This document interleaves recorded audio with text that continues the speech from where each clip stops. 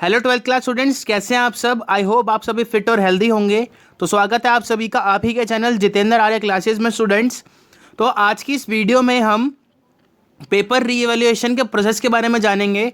इसको हम paper rechecking भी बोलते हैं। तो जो स्टूडेंट्स अपने मार्क्स से सेटिस्फाइड नहीं हैं या जिनकी कंपार्टमेंट आई है तो वो इस प्रोसेस को फॉलो कर सकते हैं।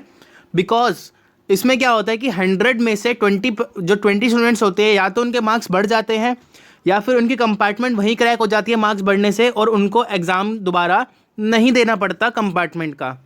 तो देखते हैं स्टूडेंट इस प्रोसेस के बारे में। तो वीडियो को स्किप मत कीजिएगा क्योंकि आप सभी को पता है half knowledge is always dangerous. आप अपना नुकसान करवा सकते हैं।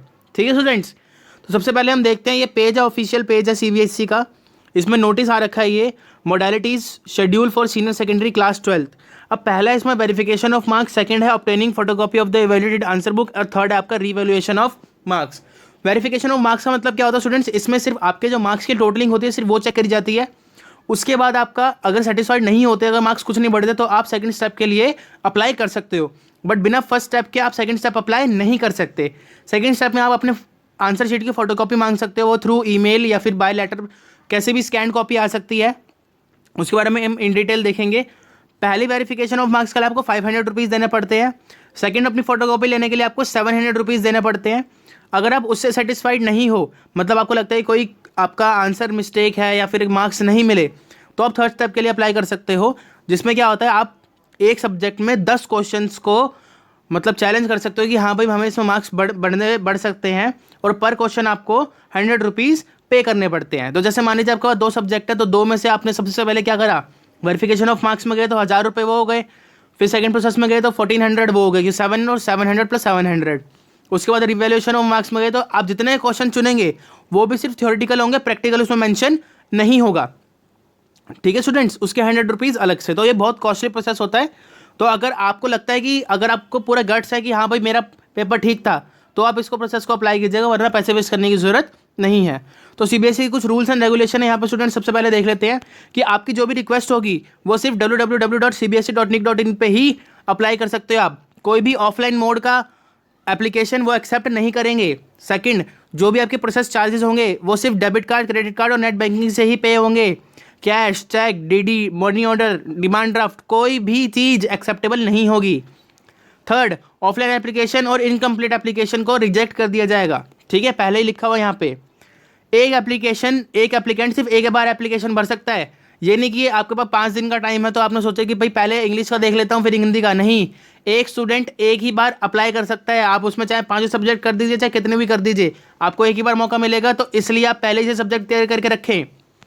फिफ्थ है आपका बोर्ड किसी भी डैमेज और इनकन्वीनियंस के लिए रिस्पॉन्सिबल नहीं होगा।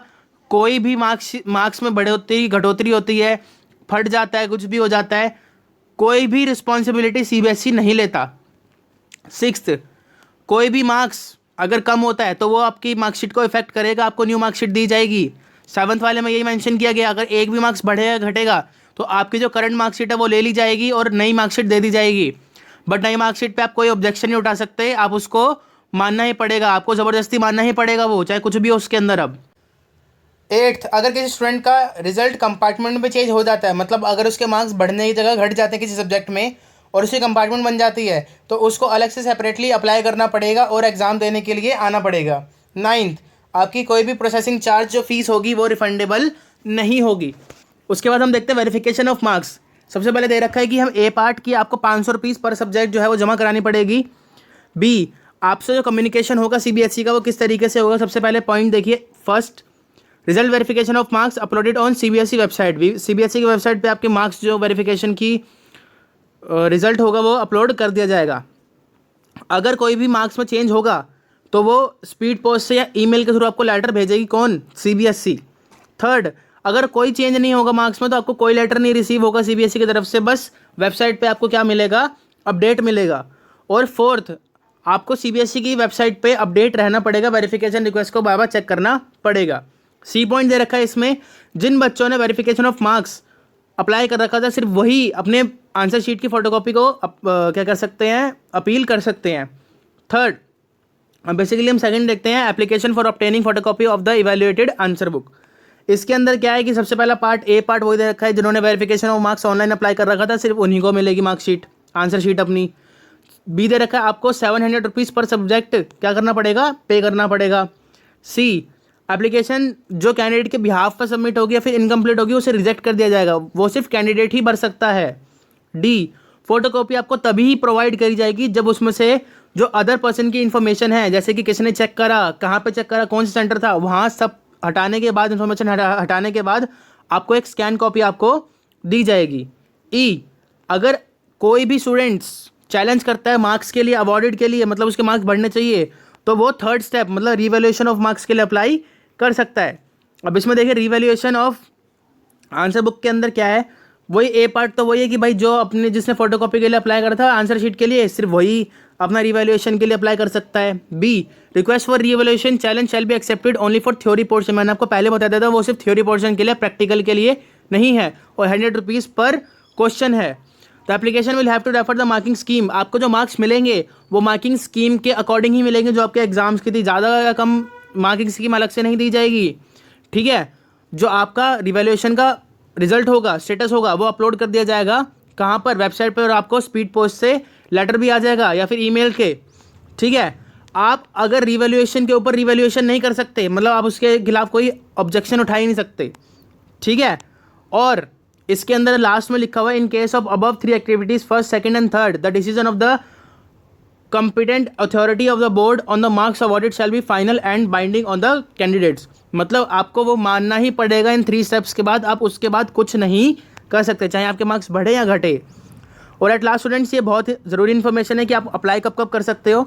तो बेसिकली उसको वेरिफिकेशन ऑफ मार्क्स के लिए अप्लाई कब कर सकते हो आप, 17 जुलाई से 2020 21 जुलाई तक अप्लाई कर सकते हो, 500 रुपीज़ पर सब्जेक्ट।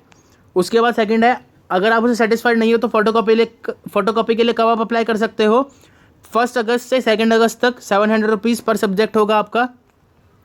ठीक है, 2 अगस्त को 5 बजे तक, मतलब 2 दिन है।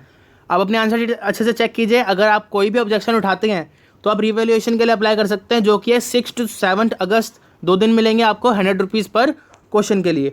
तो ये थी स्टूडेंट जितेंद्र आर्य क्लासेस की तरफ से क्लासिक न्यूज़। तो आई होप आपको समझ आया होगा। अगर आपको अच्छा लगा वीडियो तो स्टूडेंट्स सीबीएसई के अपडेट के लिए हमारी वीडियोज़ को सब्सक्राइब कीजिए, चैनल को सब्सक्राइब कीजिए ताकि आपको वीडियो अपडेट्स मिलते रहें, और लाइक शेयर सब्सक्राइब तो बनता है। और कमेंट भी ज़रूर करके बताइए कि आपको क्या क्या प्रॉब्लम आ रही है। जितेंद्र आर्य क्लासेस आपका कमेंट का जवाब ज़रूर देगा। Thank you student.